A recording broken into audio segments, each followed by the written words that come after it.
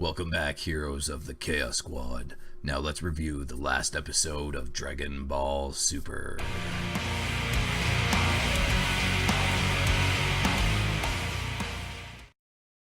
Welcome back, guys, to ChaosReviews, and we are here to review the latest episode of Dragon Ball Super, episode 91. Which universe will prevail? It was called The Mightiest Warriors Assemble.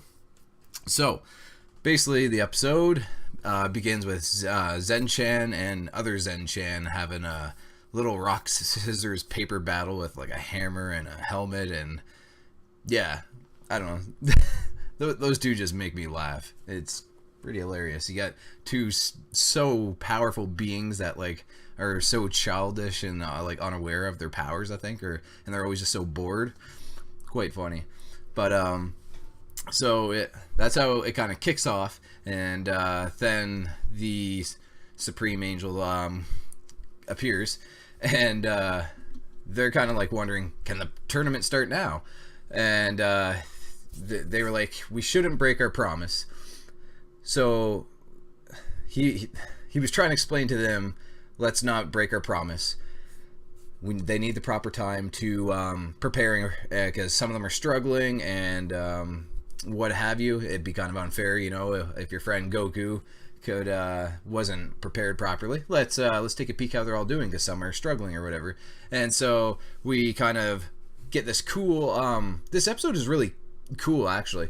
It could be considered like filler per se, but not like your usual like driver's ed like Piccolo and Goku kind of thing. This is kind of neat, where we get an insight of all the other universes where we haven't really seen before. So it was actually pretty cool on that accord.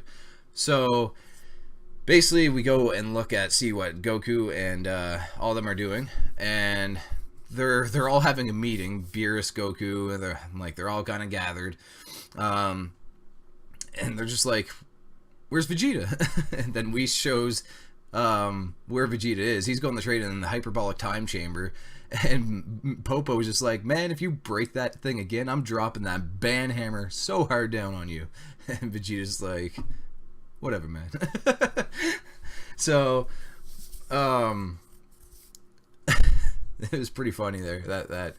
So, and then we kind of see in the crystal ball, it kind of jumps from Goku's universe all the way over to universe 9, where they're kind of struggling to find other team members. We see the three dogs. I can't remember their names. We'll call them the Wolfpack. They're observing these like pirates that are like blowing up places and whatever. They're hoping they're strong enough, and the God of Destruction's just kind of, you know, he's kind of like, this ain't gonna work. Boom! Blows the shit out of the place, annihilates them, but like they are struggling super hard that they can't even find anybody else. It's gonna be really interesting if they're gonna have enough people, and I'm kind of curious, like, I don't think they're going to be honest, if that's gonna be my opinion, but we'll get into that a bit later. So yeah, we see the struggles there, and he goes all Beerus style with so it must be a God of Destruction's signature kind of move they have, where they can just like erase life or whatever. So that's kind of cool as well. Then we skip over to universe 6, and we see Frost, who's kind of like, you know, it's kind of a dark setting. It almost looks like, I don't know, you know, it's really dark, and it's got a really cool like atmosphere surrounding, like, and they did such a good job of showing the whole like city and, you know, everything. Like the whole like atmosphere was just so well done. But we see Frost and how he was reduced to just kind of like hiding from the police or whatever, because he's probably got like all these bounties on him or whatever. He's got a cloak on him, he's in an alley, and then all of a sudden a hit appears, and we're like, oh snap. And he kind of wigs out and tries to kill him with the poison needle thing again, and Hit's just like, man, stop it. I've been sent here to recruit you, kind of thing, and basically we need you to fight, all this kind of stuff. And he's like, of course, like I'd like a chance to redeem myself. And he said, well, you better like do good and all this stuff, and you better drop those damn poison needles, especially the one in your heel. And he's like, oh, you knew about that one, damn. And he's like, yeah, if you use that kind of crap, get erased on the spot. And so we see Frost be recruited, so we're going to see him again. Kind of interesting. And it's kind of cool seeing Hit again. And he mentions to Frost there that he was kind of serious for a moment, kind of dodging his thing. So his running from the law has like heightened his spirit and his reaction times and strength and stuff like that, kind of strengthened him. Then we skip back and we see Yamcha still chilling, thinking, Goku, I know you're coming. You want to see that wolf fang fist, my spirit ball. You know, like he's ready. He's ready to rock. He's ready to get his ass kicked, Yamcha style. You know, typical Yamcha. Yamcha being Yamcha, right? Just had to put him in that episode. But then we see Roshi, who shows up, and he's like, Poir, I need you to transform into the sexiest lady you can do. I gotta see it. And they're like, what? Like, what can Oolong do this? And all this stuff. And it's like, oh man, that happened before. It didn't work out so good and all this stuff. I need you to do it. And they're like, why? Well, it's like my one weakness and blah, blah, blah. They go in the room. Poir does it. And then Roshi's just going crazy trying to...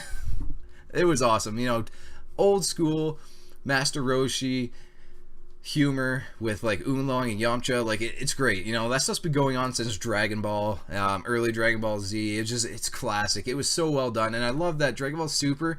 It's such a good clash and combination of Dragon Ball, Dragon Ball Z, and all its brightest moments of fighting or humor or just little like things people remember. Right? It's like you know, the nostalgia of like whatever, like Goku training with Krillin and stuff, like that's been happening. That used to happen a long time ago in Dragon Ball, and you know, stuff like that. They've done a really good job in the series doing that. Then we see Goku training with Whis again, and we figure, you know, Goku, he's been training quite a bit with Whis on his planet. He's been training with Krillin, which I don't know, in my opinion, wouldn't really be much of a challenge per se, and really gain him much, and with Tien and Master Roshi, whatever have you, except that last Gohan fight, whoo, that was sweet. But so technically speaking, he has been training, should be better, still get manhandled by Whis, like he's not even trying, twirling the staff around, give him a few staff whacks. But then we see Goku get trapped in that that move that one of the Guardians from Universe 9, I think it was. No, it wasn't 9. Which one was it? I can't remember which universe. Sorry. Should do my research before the videos. But anyways, the big guy that looks like Dr. Robotnik anyways. Boom! Goku's like, not gonna happen again. Takes a bite out of him. And Whis is like, what the hell? So it's kind of interesting because where they were training to was like a gravity chamber, like the capsule corp that Bulma made for Vegeta to train in, and all his intense training sessions we used to see when he was training for Boo and like for Cell and stuff like that, even though he was also in the hyperbolic time chamber. But most of the time Vegeta's trained, it's always been in that gravity chamber doing the one finger push-ups and all that stuff we remember from back in the day, right? But now we see Goku in there, and we see Vegeta go into the hyperbolic time chamber, and we're like, oh, the kind of a switch roles there. But another thing I didn't really bring up, and I kind of forgot, I'm gonna backtrack a little bit. Really funny point that happened earlier in the episode was Elder Kai said, oh, I'll just bring out your inner potential to Goku. And I was like, huh. So I thought like the inner ability of the hidden power for Gohan was like a hidden thing that was in him, and that's why it could be drawn out. I was kind of almost shocked that it kind of makes sense, like anybody, like he could do it for, maybe, I guess. But I thought like during the Cell saga, Goku in the hyperbolic time chamber training with him, seeing he had some kind of hidden potential. And it turned out it wasn't Super Saiyan 2. He never really reached it, I guess, but he tapped into that first or whatever. So that's kind of interesting. But then they were like, oh yeah, let's just do that. We'll make Goku even like more badass. Like Gohan's crazy with it, right? And then they're like, oh, it takes 25 hours. We only have like under 5 or something like that. And then the thing that came into my head was like, why don't you go do it in the hyperbolic time chamber? It makes sense, right? But I don't know. That was just what I was thinking. So yeah, so kind of fast forward where we were, Bites Weiss, then this is going to be a really weird analogy, or comparison. This episode kind of reminded me of, like, I don't know, some kind of snippets, like some of those movies like that kind of like jump along like different storylines, which is kind of cool, or like somebody looking in on like a whole bunch of different stories, like Big Brother or something like that. It's like, oh, let's see how Universe 11's doing. They're not getting along too well. Let's jump over. You know, it was really cool though. I kind of like this this take on it. It was really a really different approach to Dragon Ball. They've never done anything like that before. It's really cool. But then we go to Universe 11, and we see Sailor Moon over there. But damn, her transformation was, she had a lot of donuts. Damn, she got big. No, that I don't know if that was a parody or like what that was, but it was a Sailor Moon transformation. I was like, what the hell? This is awesome. It's so funny, and like it was hilarious. But like the outcome was like she was huge and like did some kind of love cannon thing. It was awesome though. I liked it. It was really good. And then we skip over the Universe 10 and we got some DDR stuff going on, right? They're just like doing some kind of like music video, and they're recording it. They're all like not really doing typical training, and I'm just like, what the hell is going on over here? And then we get the phone call. Bulma informs the group, Boo fell asleep. He's gone into hibernation. He ate too much freaking chocolate. Even though he got jacked, maybe he's fat again now. I don't know. Dude was looking like Super Boo there for a while, right? And Beerus is pissed. He's like, that's it. I'm gonna go over there. I'm gonna beat him till he wakes up. I'm gonna go beat him off. Come on, Beerus, calm down, man. I love when Beerus gets super worked up, and he's like, come on, Goku, you're gonna take me there, and like, I'm gonna get him back because I still don't forgive him for that pudding incident when he licked all those cups. Sorry. I was laughing so hard because I could just picture Boo on all the friggin' pudding cups, and then he turns to Goku. Goku's gone, and they're like, "What?" So, awesome episode.